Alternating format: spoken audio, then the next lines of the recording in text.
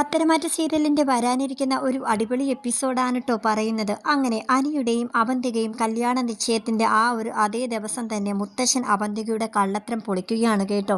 അന്നത്തെ ദിവസം തന്നെ അവന്തികയുടെ കള്ളത്തരം പൊളിക്കണമെന്ന മുത്തശ്ശൻ്റെ ഒരു ആഗ്രഹം കൂടിയായിരുന്നു. അതിനു മുന്നേ തന്നെ അവന്തികയുടെയും നാഗേന്ദ്രൻ്റെയും കള്ളത്തരമൊക്കെ മുത്തശ്ശൻ കണ്ടുപിടിച്ചിരുന്നെങ്കിലും അന്നത്തെ ദിവസം തന്നെ പൊളിക്കണമെന്ന് വിചാരിച്ചിരുന്നത് വേറൊന്നും കൊണ്ടല്ല, അവന്തിക അത്രയധികം സന്തോഷിച്ച് നിൽക്കുന്ന ആ ഒരു നിമിഷം തന്നെ അവളുടെ കള്ളത്തരം പൊളിക്കണമെന്നായിരുന്നു മുത്തശ്ശൻ്റെ വിചാരം. അതുകൊണ്ട് തന്നെ ആ ഒരു വിവാഹ നിശ്ചയം നല്ല രീതിയിൽ തന്നെ നടക്കുകയാണ് കേട്ടോ. എല്ലാവരും ഭയങ്കര സന്തോഷത്തിലൊക്കെ ഇരിക്കുകയാണ്.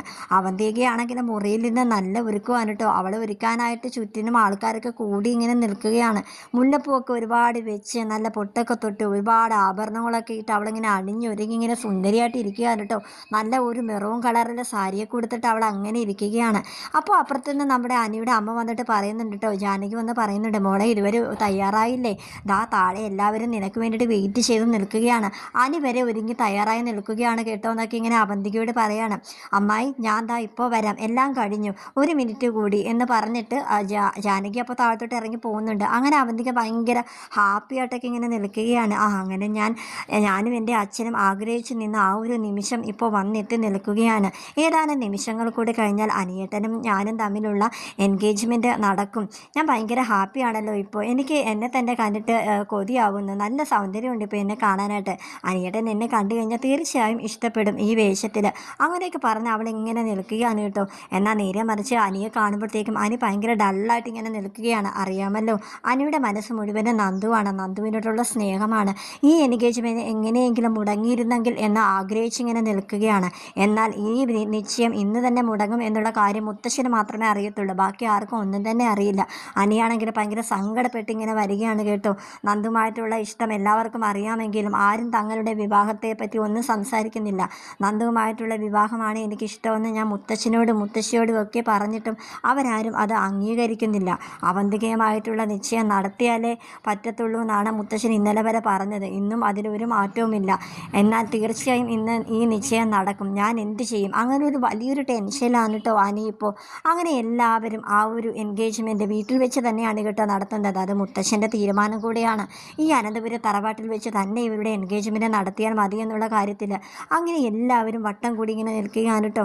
നമ്മുടെ അനിയും അവന്തികയും ഇങ്ങനെ ഒരുമിച്ച് ഇങ്ങനെ നിൽക്കുകയാണ്. അങ്ങനെ മോതിരമൊക്കെ എല്ലാവരുടെയും കയ്യിൽ ഇരിപ്പുണ്ട് കേട്ടോ. രണ്ടുപേരുടെയും മാറാനുള്ള, അങ്ങോട്ടും ഇങ്ങോട്ടും മാറാനുള്ള വിവാഹ നിശ്ചയത്തിലുള്ള മോതിരമൊക്കെ ഇങ്ങനെ കയ്യിൽ പിടിച്ചിങ്ങനെ നിൽക്കുകയാണ്. ജാനകിയുടെ കയ്യിലാണ് കേട്ടോ ആ രണ്ട് മോതിരവും ഇരിക്കുന്നത്. അങ്ങനെ മുത്തശ്ശൻ പറയുന്നുണ്ട്, എന്നാൽ പിന്നെ നമ്മൾ ചടങ്ങിലേക്ക് കടക്കാമെന്നിങ്ങനെ പറയാൻ കേട്ടോ. അതിനു മുന്നേ എനിക്ക് ഒരാളെ ഇവിടെ ഈ വേദിയിലേക്ക് ക്ഷണിക്കേണ്ടതുണ്ടെന്ന് ഇങ്ങനെ പറയുന്നുണ്ട് കേട്ടോ. അങ്ങനെ മുത്തശ്ശൻ ഇങ്ങനെ പറഞ്ഞപ്പോഴത്തേക്കും എല്ലാവരും കൂടി അമ്പരന്നിങ്ങനെ മുത്തശ്ശനെ നോക്കുകയാണ്. ആരാണ് ആ അതിഥി? ഇനി ആദർശിനെയും നയനേനെയാണോ ഇനി ഇങ്ങോട്ടേക്ക് മുത്തശ്ശൻ വിളിക്കുന്നത്? എന്നാൽ ഈ നിശ്ചയത്തിന് ഇന്നലെ വരെ മുത്തശ്ശൻ പറഞ്ഞത് ആദർശിനെയും നയനേനെ ഈ നിശ്ചയത്തിന് വിളിക്കേണ്ടെന്നാണല്ലോ, അനന്തപുരി തറവാട്ടിലേക്ക് അവർ വരണ്ടെന്നാണല്ലോ. എന്നിട്ടെന്താ മുത്തശ്ശൻ ഇത് ആര് വരുന്ന കാര്യമായി പറയുന്നതെന്നൊക്കെ ഇങ്ങനെ അനിയും എല്ലാവരും ഇങ്ങനെ ചിന്തിച്ചുകൊണ്ടിങ്ങനെ നിൽക്കുകയാണ്. മുത്തശ്ശൻ തന്നെ നാഗേന്ദ്രൻ്റെ ഫോണിൽ വിളിച്ചിട്ട് പറഞ്ഞിരുന്നു, എടാ നിൻ്റെ മോളുടെ വിവാഹ നിശ്ചയത്തിന് നീ ഇവിടെ എത്തിയിരിക്കണം, അല്ലെങ്കിൽ ഈ വിവാഹ നിശ്ചയം നടക്കില്ല എന്ന് മുത്തശ്ശനാണെങ്കിൽ നാഗേന്ദ്രനെ വിളിച്ച് പറഞ്ഞിരുന്നു കേട്ടോ. അങ്ങനെ ഒരു കാറിൽ ഇങ്ങനെ വന്ന് ഇറങ്ങുന്ന ഒരാൾ വന്ന് ഇറങ്ങുന്നതായിട്ട് എല്ലാവരും ഇങ്ങനെ നോക്കിയിരിക്കണം, ആരാണ് ഈ വന്ന് ഇറങ്ങുന്നതെന്ന്. അപ്പോൾ കാറിൽ നിന്ന് ഇറങ്ങുന്നത് വേറെ ആരുമല്ല, ആ നാഗേന്ദ്രനാണ് കേട്ടോ. അവന്തികയാണെങ്കിൽ കണ്ണു തള്ളി ഇങ്ങനെ നിൽക്കുകയാണ്. എന്നാൽ അവൾക്ക് ഒരുപാട് എക്സ്പ്രഷനൊന്നും ഇടാൻ പറ്റില്ല, കാരണം അവൾക്ക് അവളുടെ അച്ഛനോട് ഭയങ്കര വിരോധമാണെന്ന് ദേഷ്യമാണെന്നൊക്കെയാണ് എല്ലാവരോടും പറഞ്ഞു വെച്ചിരിക്കുന്നത്. ഉടനെ എന്നെ നാഗേന്ദ്രനെ കണ്ട ഉടനെ എന്നെ അവന്തിക മുത്തശ്ശനോട് പറയുക, മുത്തശ്ശ എന്തിനാണ് അച്ഛനെ ഇങ്ങോട്ടേക്ക് വിളിച്ചത്? എനിക്ക് അച്ഛനെ കാണുന്നത് പോലും വെറുപ്പാണ്, ഈ നിശ്ചയത്തിന് അച്ഛൻ ഉണ്ടാവാൻ പാടില്ല, മുത്തശ്ശനാണോ അച്ഛനെ ഇങ്ങോട്ടേക്ക് ക്ഷണിച്ചത് എന്നൊക്കെ പറഞ്ഞ് ഒന്നും അറിയാത്ത പോലെ അവളിങ്ങനെ മുത്തശ്ശനോട് സംസാരിക്കാൻ കേട്ടോ. മുത്തശ്ശനാണെങ്കിൽ ആദ്യമൊക്കെ അത് പിന്നെ സാരമില്ല മോളെ, നിൻ്റെ ഈ നിശ്ചയത്തിന് നിൻ്റെ അച്ഛന് കൂടി ഇവിടെ ഉണ്ടാകണമെന്ന് അതെനിക്ക് നിർബന്ധമായിരുന്നു, അവൻ കൂടി ഇവിടെ ഇരിക്കട്ടെ, ഇവിടെ നിൽക്കട്ടെ എന്നിങ്ങനെ പറയാൻ കേട്ടോ.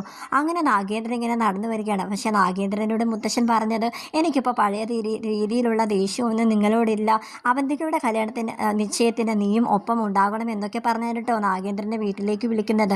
അങ്ങനെ എല്ലാവരുടെയും മുന്നിൽ വെച്ചിട്ട് കള്ളത്തരങ്ങളൊക്കെ പൊളിച്ചടുക്കുകയാണ് കേട്ടോ മുത്തശ്ശൻ.